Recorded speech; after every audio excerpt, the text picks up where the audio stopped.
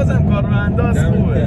میخوای یه موزیک بذاریم گوش کنیم این چجوریه؟ باز شما بهتر میدونی ایرادشو.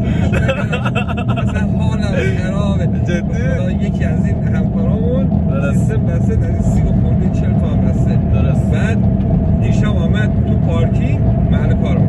من این روشن کردم. گفتم یکم بالام بده یه حالم خوب بشه. بعد برو تو. گذاشت گفتم دمت گرم. از اون موقع هرچی ماشین گرفتم هیچ کس نداشت جز شما. از دور داشتیم یا دیدم گفتم آخ دمش گرم. بذار داداش بذار کیف کن.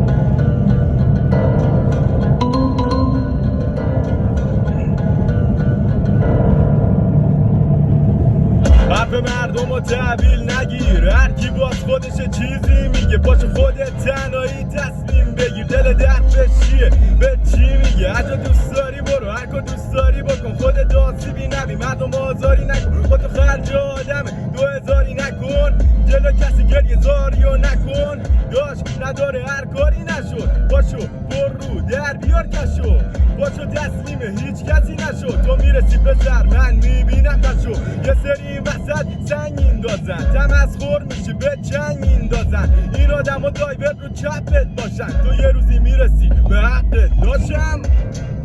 دمت گرم. ایوالله. آقا یه چیزی بگم، داشتم ویدیو میگرفتم خب الکی نگو برو خدا ما هم یعنی افتادیم تو دامش